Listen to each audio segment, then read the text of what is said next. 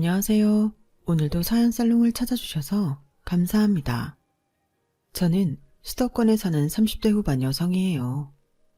저는 몇 달 전 못된 남편놈과 약 2년의 결혼 생활을 끝낸 돌싱이에요.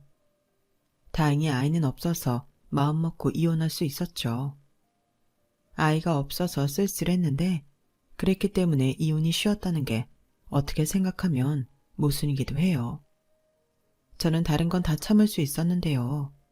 결정적으로 제가 더는 이 인간하고 못 살겠다 싶었던 건 바로 신혼 때부터 저를 속이고 돈을 빼돌리고 있었기 때문이에요. 그런 사람을 뭘 믿고 더 살겠어요. 저는 그 돈을 한 번도 구경해보지도 못했는데요. 며느리들한테 시댁이 어렵고 불편한 건 사실이지만 저희 시댁은 저한테 한 번도 좋은 말 해준 적이 없어서 그것도 제가 모자르듯 남편과 이혼할 수 있었던 이유가 됐고요. 특히 시어머니한테는 정말 질릴 대로 질렸어요. 시아버지는 원래 말도 없고 집에 잘 안 있고 친구들 만나서 술 마시는 거 좋아하는 양반이라 별로 부딪힐 일도 없었는데요. 시어머니하고는 그게 아니잖아요. 제가 잘 하려고 했던 시간과 노력이 너무 아까울 만큼 정말 끝까지 저를 치를 떨게 만들었어요. 저의 짧았던 결혼 생활 이야기를 들려드릴게요. 평범한 직장에 다녔던 남편은 처음부터 식당을 하는 저와는 경제적으로 차이가 있었어요. 저는 대학을 졸업하고 대기업의 식품개발부에 2년 정도 다닌 후에 아파트 단지에 작은 상가를 얻어 고급 재료를 쓴 고급 반찬들을 만들어서 팔았는데요. 그게 장사가 잘 돼서 아예 식당을 차리게 됐거든요. 제가 이렇게 할 수 있었던 건 친정 엄마의 도움도 있었어요. 아빠가 일찍 돌아가신 저는 어릴 때 외가가 있는 지방에서 자랐는데요. 외할아버지가 큰 식당을 하셔서 아무래도 어릴 때부터 보고 자란 게 있으니 자연히 음식 쪽 사업을 하게 된 것 같아요. 엄마는 제가 싹수가 있다며 식당 여는 데에 돈을 보태주셨고요. 그 덕에 저는 또래보다는 조금 일찍 자리를 잡을 수 있었어요. 식당은 코로나 때 어려움도 있었지만 다른 데보다 타격이 크지 않았던 건 저희가 계속 반찬만 팔고 배달도 했기 때문이거든요. 바쁜데 어디 나가서 사 먹지도 못하는 사람들이 저희 식당에 반찬을 많이 샀고 그게 더 식당을 알리게 되기도 했어요. 그래서 제 수입이 남편 수입보다 2.5배 정도는 많았어요. 그래도 결혼하고 생활비를 내는 건 똑같이 부담하자고 미리 약속을 했었죠. 그 말을 먼저 꺼낸 건 남편이었어요. 혜정아, 아무리 부부라고 해도 각자 번 돈은 각자 관리하고 생활비는 반씩 내는 게 맞는 것 같아. 네가 나보다 더 많이 번다고 너한테 생활비 부담 지을 생각 없어. 먼저 그렇게 말해주니 고마워. 우리 각자 내는 생활비 철저히 날짜 지켜 넣기다. 알았지? 물론이지. 우리 사는 데 쓰는 건데 꼭 지켜야지. 하지만 남편의 이 약속은 말뿐이었고 첫 달부터 계속해서 약속이 지켜지지 않았어요. 처음 생활비는 약속한 돈의 반만 넣었더라고요. 자기 생활비 반만 넣었던데 나머지 언제 나올 거야? 아, 내가 여행 가서 이거저거 좀 샀잖아. 부모님도 드리고 장모님 드린다고 내가 지출을 과하게 했네. 다음 달부터는 꼭 챙겨 넣을게.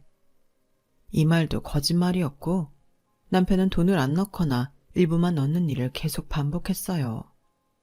그러다가 결혼하고 8개월쯤 한바탕 싸웠죠. 대체 한 달에 120만 원씩 주는 생활비를 왜 못 넣어? 혹시 나 모르게 뭐 하는 거 있어? 안 그래도 경조사비나 이런저런 자잘한 거 내 돈으로 다 나가잖아. 내가 더 버니까. 근데 왜 당신 월급에서 120만 원을 못 빼? 아, 미안해. 이번 달부터는 꼭 제대로 넣으려고 했는데 카드값이 줄지를 않네. 근데 혜정이 너도 좀 그렇다. 돈으로 이렇게 사람한테 빡빡하게 굴어야겠냐? 막말로 부부 사이에 뭐 떼먹고 그런 게 어딨어. 너무 계산적으로 살지 좀 마. 네가 그래서 사업하는 건지 모르겠지만 남의 자존심 너무 짓밟는 거 아니야. 다음 달부터 그동안 못 넣은 거 나눠서 조금씩 더 넣을게. 하지만 생활비 넣을 때가 되면 또 어김없이 돈이 없다고 했죠. 싸우고 말다툼하고 그러는 것도 질렸고 이제는 어째야 하나 하고 일단 지켜보기로 했어요. 아무리 부부 사이라고 하지만 경제적 문제를 자꾸 한쪽에 기대니 그게 좋은 건 아니더라고요. 더구나 결혼 전에 약속까지 했었잖아요. 각자 번 돈은 각자 관리하고 생활비만 똑같이 통장에 넣자고요. 남편이 이제나 저제나 약속을 지키려나 기다리는 중에도 양가의 명절 선물이며 용돈, 부모님 생신 비용에 어쩌다 있는 외식비까지 전부 제가 부담하고 있었어요. 제가 그런 돈 쓰는 걸 굳이 따지고 그러는 사람은 아니었는데요. 남편이 제가 돈 내는 걸 너무 당연하게 생각하고 있더라고요. 혜정아, 이번 설 우리 결혼하고 처음인데 우리 부모님 용돈도 같이 좀 챙겨줘. 명절에 며느리가 시부모님 챙겨드리면 얼마나 기분 좋겠어. 참, 봉투는 엄마 아빠 따로 준비해줘. 같이 하면 또 두 분 싸우신다. 현금 한 50만 원씩 하면 되겠다. 그럼 자기가 우리 엄마 설 용돈 챙겨드려. 우리 엄마도 사위가 챙겨주면 더 기분 좋으실 거 아니겠어? 알았어. 그럼 자기가 봉투에 50만 원 넣어서 나한테 줘. 내가 장모님한테 드릴게. 뭐? 시부모님 용돈도 내 돈으로 드리고 우리 엄마 용돈도 내 돈으로 하라고? 그런 게 어딨어. 자기도 회사에서 명절 보너스 받았잖아. 그걸로 우리 엄마 드려. 나는 이번에 우리 결혼식 와주신 친척분들한테 스팸이라도 돌려야지. 한두 명도 아니고 그것만도 얼마인지 알아? 그리고 말이 스팸이지 요즘 다른 거 원하는 사람들도 많아서 이것저것 다양하게 골랐더니 몇백원 확 나가더라. 그러니까 부모님 용돈은 여유 있는 자기가 준비해. 그렇게 말하니 할 말이 없더라고요. 아무튼 돈 문제 이야기할 때는 어찌나 말을 잘하는지 제가 말빨이 딸렸어요. 저희는 양가 부모님한테 매달 용돈을 드리지 않았기 때문에 1년에 몇 번 용돈 드리는 건 어렵지 않았어요. 그렇게 된 건 결혼할 집 장만을 제가 했기 때문이거든요. 나도 이 집 계속 대출금 내야 되는데 매달 양쪽 부모님 용돈까지 드리면 우리 너무 빠듯할 것 같아. 그러니 그건 생략하고 대신 명절하고 생신하고 어버이날 잘 챙겨드리자. 네가 좋을 대로 해. 어차피 이 집 네가 사는 건데 내가 뭐라고 할 수 없지. 그런 건 우리 엄마 아빠도 이해하실 거야. 남편이 그때는 참 쿨하다고 생각했는데 나중에 이 핑계 저 핑계 대며 용돈을 전부 저한테 미루는 걸 보고는 얄밉다는 생각도 들었어요. 하지만 그걸로 싸움까지 가지는 않았어요. 생활비를 계속 안 넣던 남편은 설이 지나고 이렇게 말하더라고요. 자기야, 혜정아, 솔직히 내 월급이 자기 버는 돈보다 많이 적잖아. 신혼여행 때 쓴 돈이 안 메꿔지는데 좀 봐주면 안 될까? 몇 달만 더 갚으면 될 것 같아. 그 다음부터는 잘 낼게. 그리고 앞으로도 당분간은 자기가 나보다 더 많이 버는 거 우리 집에서 몰랐으면 좋겠어. 노인네들이 여자가 돈 많이 벌면 남자 기죽인다고 안 좋아하시잖아.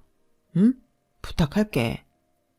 알았어. 뭐 어려운 일도 아니고 대신 봄 되면 자기도 생활비 꼬박꼬박 넣어야 돼. 걱정하지 마. 넣지 말라고 해도 입금할 거니까. 사실 저희 결혼 전 남편이 제 수입이 더 많은 거 자기 집에 밝히지 말아달라고 해서 그렇게 했거든요. 시어머니는 제가 무슨 자기 아들 부담 주고 사는 줄 알고 늘 돈 아껴라, 알뜰히 장 봐라, 너 돈 조금 버는 거 남자가 버는 돈하고 똑같이 생각하지 마라, 별 잔소리를 다 했어요. 특히 어쩌다 저희 집에 오시면 냉장고부터 화장실까지 샅샅이 보며 아주 싫은 소리를 하곤 했죠. 어머, 너 샴푸 다 쓰지도 않았는데 또 새 거 샀니? 냉장고에 웬 채소가 이렇게 많아?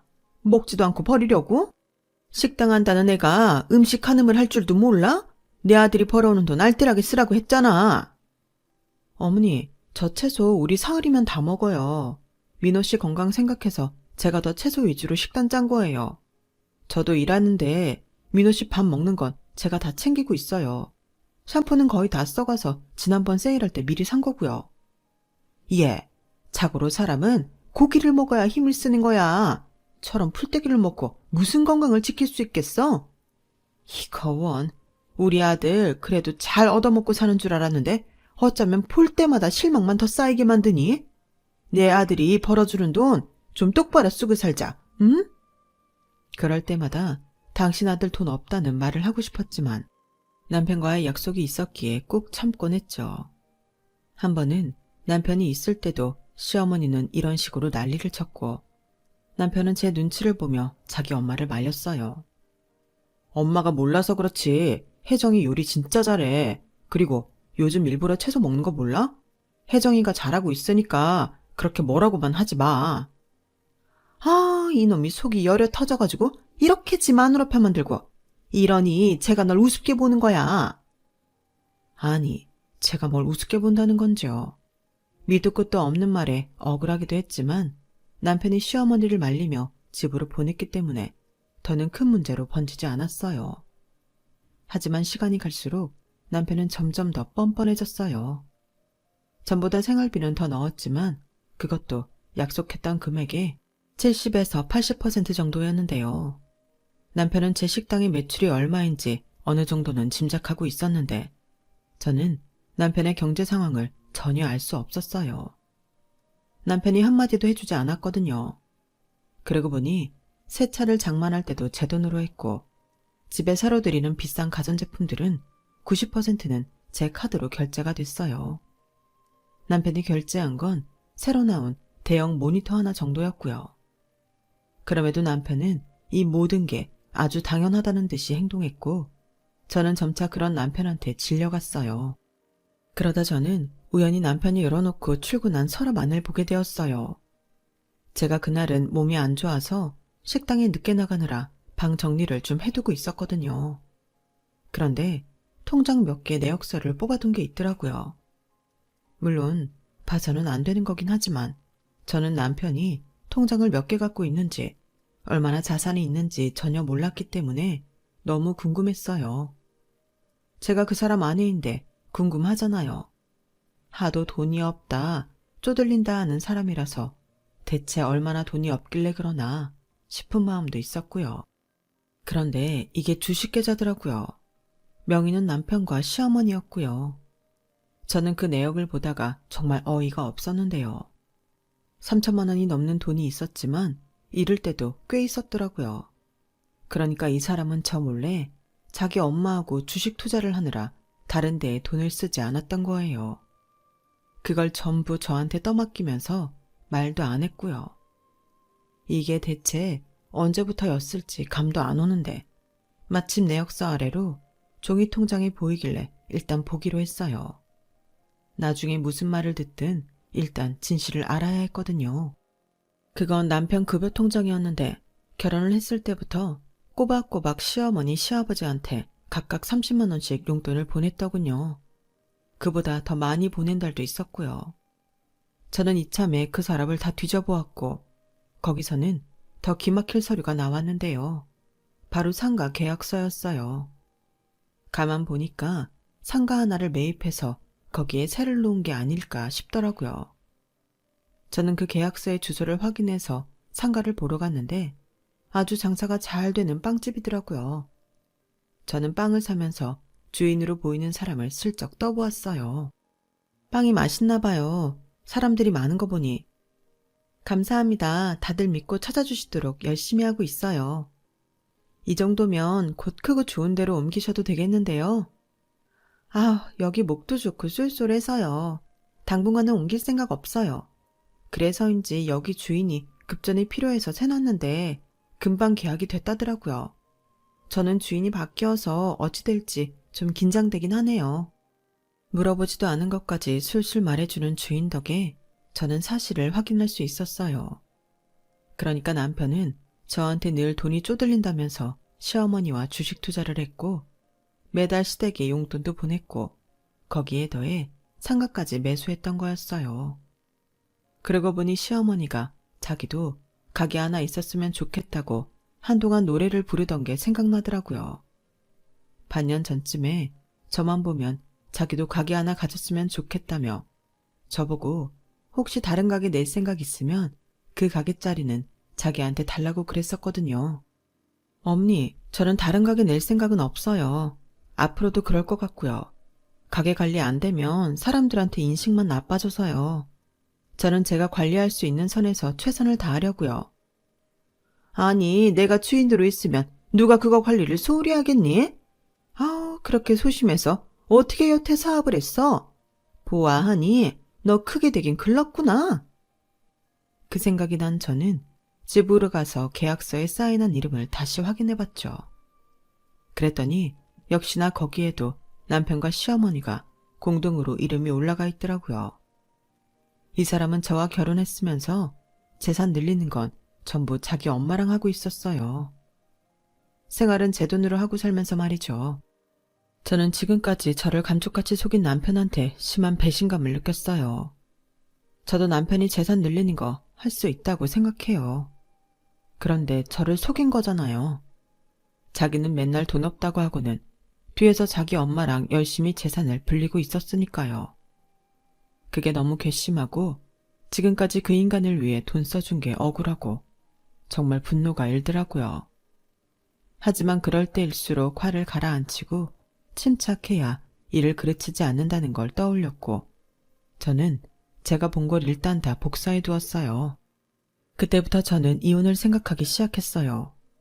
며칠이 지난 휴일에 남편이 핸드폰으로 스마트워치를 검색하더니 저한테 보여주더라고요.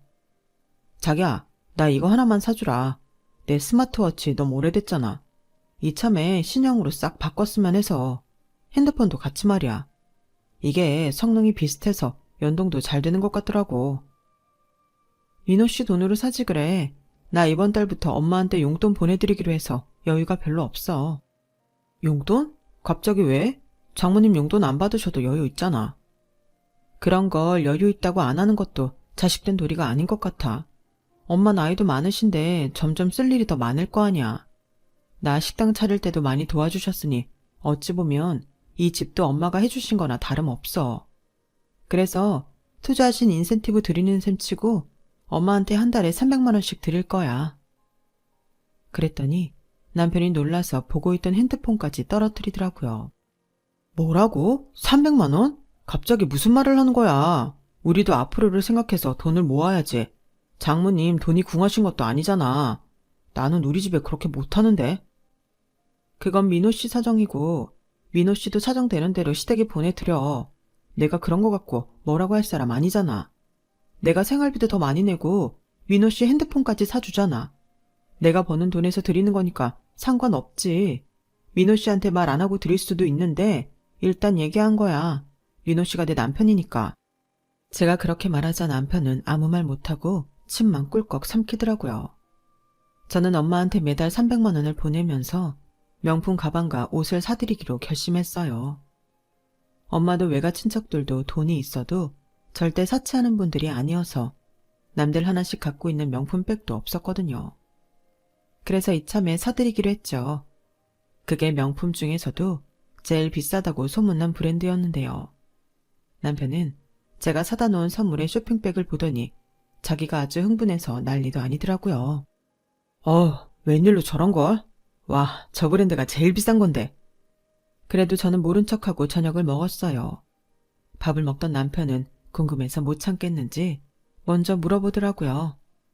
저거 뭐야? 가방? 양복? 저기서 나오는 게 또 뭐 있지? 쇼핑백 큰 거 보니까 반지 같은 건 아닐 거고. 자기랑 나랑 세트로 장만한 거야? 나한테 물어보고 사지. 저기가 비싸고 좋긴 한데 내 마음에 드는 게 다른 브랜드였거든. 저기보다 가격도 약간 낮고 뭐 거기서 거기지만 와, 내 인생에 에르메스를 다 가져보네. 저거 당신 거 아니야. 뭔 말도 안 되는 소리를 해. 당신 지난달에도 명품 커프스 갖고 싶다고 해서 사줬잖아. 그런데 뭘 또 당신 거라고 착각을 하는 거야? 하여간 욕심은. 자기 돈 안 들어가는 거라고 너무하네. 그럼 자기 것만 산 거야? 뭔데? 가방? 옷? 뭘 샀는데 내 건 또 쏙 빼나 치사하게. 뭔 소리야. 내가 언제 내 거랬어? 엄마 거야. 결혼하고 사위라는 인간이 장모한테 뭐 하나 제대로 해준 적 없는데 딸내미라도 신경을 써야지. 자기는 어떻게 자기 생각만 해? 정말 웃긴다. 남편은 밥이 흘러내리는 것도 모르고 입을 벌린 채 멍하니 저만 보고 있는데 속으로 얼마나 시원했는지요. 하지만 시간이 좀 지나고 나니 계속 툴툴대더라고요. 아니, 장모님 명품 좋아하지도 않는데 저렇게 비싼 걸 받으시겠어? 그런데도 굳이 저 비싼 걸 사드려야 돼? 엄마도 직접 보면 좋아하실 거야. 자기도 저거 쇼핑백만 보고 흥분했잖아. 야, 우리 엄마도 저건 지갑도 가져본 적 없다고. 그럼 자기가 어머니 지갑 사드려. 안 말려. 월급 받아 뭐해? 생활비도 제대로 안 주면서 돈 다 어디다 써? 남편은 그 말에 입을 다물고 말았어요. 자기는 엄마랑 주식도 같이 하고 상가도 샀다고 저한테 말도 못하니 속이 부글댔겠죠. 그런데 돈 들어가느라 스마트워치 바꿀 돈이 없어 저한테 사달라고 했으니 말이에요. 저는 다음날 엄마를 찾아가 명품 가방과 옷을 드렸어요. 마침 그 다음 주가 엄마 생신이어서 미리 하는 셈 치는 거라며 거절하는 엄마에게 억지로 떠안겼죠. 그리고 엄마 생신날이 됐을 때 남편은 같이 밥을 먹으면서 아주 똥 씹은 표정을 하더라고요. 엄마, 나랑 저 사람 같이 산 거 아니고 나 혼자 선물 산 거니까 오늘 밥값은 저 사람이 낼 거야. 그런 줄 알아. 아우, 내가 불렀는데 내가 사야지. 그게 무슨 소리야? 생일 핑계대고 사위 밥 한 번은 먹여야지. 됐어, 엄마. 시부모님 생신 때도 내가 밥 샀어. 그러니까 민호 씨가 밥 살 거야. 그렇지, 자기야? 네. 맛있게 드세요, 장모님. 남편은 마지못해 엄마한테 웃는 얼굴을 하는데 진짜 그 얄미운 면상 한 대 쥐어받고 싶었지만 당황하는 모습이 속으로 꽤 재미도 있었어요. 하지만 그날 이후 저한테 완전히 삐진 남편은 얼마 있다가 짐을 싸서 나가버리더라고요. 뭐 하는 거야? 왜 이래? 아, 그냥 요즘 좀 갑갑해서 그러니까 며칠 나갔다 올게. 그래, 그럼 오고 싶을 때 알아서 들어와. 제가 무심하게 말하자 남편은 얼굴을 실룩거리더니 그 길로 나가버렸어요. 그런데 바로 다음날 저녁에 퇴근을 하고 막 집에 왔는데 바로 벨소리가 울리더라고요. 시어머니였어요. 문을 열어드리니 시어머니는 열이 잔뜩 받은 표정으로 씩씩대며 저를 노려보더라고요. 너 대체 뭐 하는 애야? 왜 애가 집을 나오게 만들어? 너 그 잘난 식당 하면서 얼마나 애를 짜증나게 했으면 우리 아들이 가출을 하니? 너 밥도 제대로 안 해준다더라? 그래, 너 살림하는 꼬라지 보고 싹이 노랗다 했는데 집으로 짐 싸갖고 온 내 새끼 보니 속이 터졌어. 그리고 너 민호가 한 말 사실이냐? 사돈한테 300만 원씩 준다는 거? 네, 맞아요. 한 번 아니고 매달 드릴 거예요. 그리고 며칠 전 생일 선물로 에르메스 가방하고 옷도 사드리고? 네, 생신이잖아요.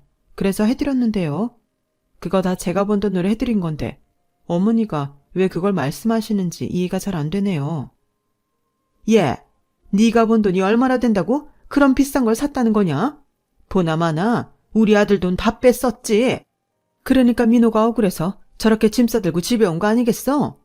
넌 어떻게 금방 들통날 거짓말을 얼굴색 하나 안 변하고 하는 거니? 우리 아들이 네 엄마 명품 사주라고 돈 버는 줄 알아? 어머니, 뭘 한참 잘못 알고 계셔서 말씀드리는데요. 저희 엄마한테 사드린 거, 용돈 드린 거 다 제 돈 맞아요. 얘 좀 봐. 그래, 그렇다 치자. 넌 시집 왔다는 여자가 몇 푼 버는 거 다 친정으로 빼돌려? 미쳤어, 니가? 시어머니는 악을 쓰며 핏대를 세우는데 곧 한 대 칠 것 같았어요. 저는 더 이상 이런 수모를 참을 이유가 없었기 때문에 지금까지 숨겨왔던 일을 터뜨리기로 했어요. 돈 빼돌린 건 제가 아니고 어머니 아들이잖아요. 두 사람 같이 주식 투자하고 꽤 잃기도 했던데요. 통장에 몇천 정도 있고요. 그리고 시댁으로 그 사람이 계속 돈 보냈잖아요. 제가 모를 것 같으세요? 여태 저한테 입 다물고 그렇게 돈 갖다 쓰시면서 한마디 언질도 안 해주신 건 어머니죠. 무슨 소리냐? 용돈이라니. 나는 그런 거 받은 적 없다. 시어머니는 놀라서 얼굴이 빨개졌으면서도 시치미를 딱 떼더라고요. 화가 난 저는 핸드폰에 찍어놓은 거래 내역서와 통장, 그리고 상가 계약서까지 전부 시어머니한테 보여줬어요. 어머니도 어쩜 그러세요? 아들이나 엄마나 정말 똑같네요. 이게 뭔 줄 아세요? 어머니랑 민호 씨 이름으로 된 주식 계좌하고 시댁에 보낸 통장 내역하고 상가 계약서예요. 제가 없는 말 하는 사람인 줄 아세요? 이 정도 증거 없이 이런 말을 할 리가 있겠냐고요. 시어머니는 엄청 당황해서 얼굴이 더 빨개져서 말을 더듬었어요. 아니, 그걸 어디서 났냐? 네가 우리 민호 서랍 뒤졌어? 아니요, 서랍이 활짝 열려있던데요. 저 보라는 듯이요. 시어머니는 잠시 뭘 생각하는 듯 하더니 곧 뻔뻔하게 이러더라고요. 예, 아들이 자기 엄마 챙기는 게 뭐 나쁘니? 그게 뭐 큰 문제라고 이 난리야? 우리 아들이 버는 돈으로 내가 좀 썼다는데 뭘 그래? 그럼 어머님도 제가 쓴 돈으로 친정엄마 챙기는 거 뭐라고 하지 마셔야죠. 그리고요, 저는 친정엄마 이렇게 챙기면서도 저희 가정 다 챙기는데요. 민호 씨는 집에 돈 거의 안 주거든요. 이건 뭐가 잘못된 거 아니겠어요? 민호 씨가 결혼을 했으면 저랑 사는 가정을 챙겨야지. 왜 아직도 어머니랑 시댁을 챙기고 있어요? 저처럼 생활비를 책임지지도 못하면서요. 아니, 그러니까 네가 무슨 돈이 있어서 네 엄마를 월 300씩 챙기고 그런 그림의 떡 같은 명품 가방에 옷까지 사주냔 말이야. 그게 내 아들 돈 아니라는 증거 대봐. 어머니, 땡땡 식당 보신 적 있죠? 아, 그 땡땡동 백화점 가는 길에 있는 거? 그래, 봤다. 꽤 손님도 많고 맛집이라더라. 근데 왜? 그거 제가 하는 거예요. 저 그저 그런 식당 하는 거 아니고 그런 잘 나가는 식당 운영자라고요. 시어머니는 그 말에 이번에는 한 대 맞은 표정이 되더라고요. 그동안 시댁이나 친정에 용돈 드린 거 다 제 돈으로 했는데요. 어머니 아들이 시댁에 매달 따로 용돈 드리는 줄은 꿈에도 몰랐어요. 그리고 어머니 작년에 그렇게 노래 부르시던 가게요. 장사 잘 되는 빵집 자리 얻으셨잖아요. 그런 거 부부 사이에 상의 없이 하면 이혼 사유 될 수 있어요. 야, 네가 그래서 지금 이혼이라도 한다고 말하는 거냐? 그리고 네 가게가 이름 좀 났다고 꼭 장사 잘 되라는 법 있어? 속빈 강정들이 얼마나 많은데. 난 네가 한 말 못 믿겠다. 저는 시어머니 눈앞에 핸드폰으로 제 계좌들을 전부 보여줬죠. 계좌 하나만 봐도 자기 아들 월급보다 많은 돈이 오가는 게 보이니 시어머니는 점점 어디에 눈을 둬야 할지 모르는 표정이더라고요. 저는 할 말 다 했어요. 대답이 됐죠?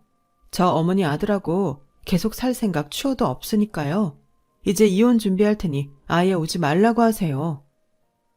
너는 시어머니 앞에서 어떻게 그렇게 이혼 소리를 쉽게 하니? 너도 참 대단하다. 아무튼 너 더 이상 따박따박 대들고 버릇없게 굴고 하면 나도 가만 안 있을 거다. 이혼이라니 아주 웃기고 있어. 시어머니는 끝까지 자존심을 지키려는 듯 고개를 빳빳이 들고 억지를 쓰며 돌아갔어요. 그래도 속으로는 아마 되게 무안하고 민망했을 거예요. 안 그러면 그 성격에 이대로 물러날 리 없거든요. 저는 다음날 출근하기 전에 남편 자식한테 이혼한다는 통보를 문자로 보냈어요. 남편이 전화에 문자를 엄청 해댔지만 저는 한 통도 받지 않았죠. 그러더니 퇴근 시간에 저희 식당 앞에 왔더라고요.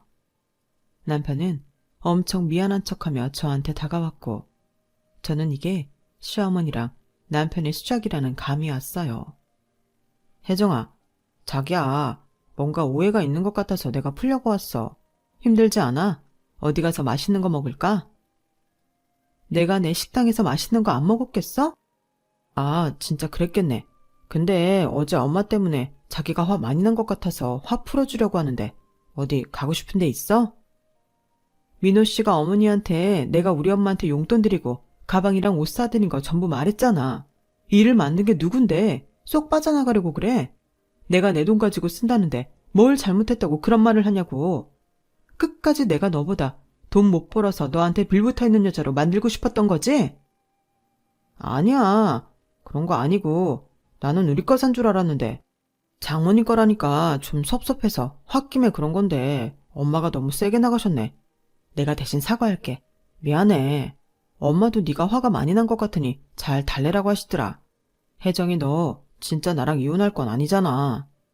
라며 제 표정을 살피더라고요. 아니, 진짜 이혼할 거야. 변호사도 선임했으니까 그동안 나 속이고 당신이 당신 엄마랑 돈 쓴 거 가만 안 있을 거니까 그런 줄 알아.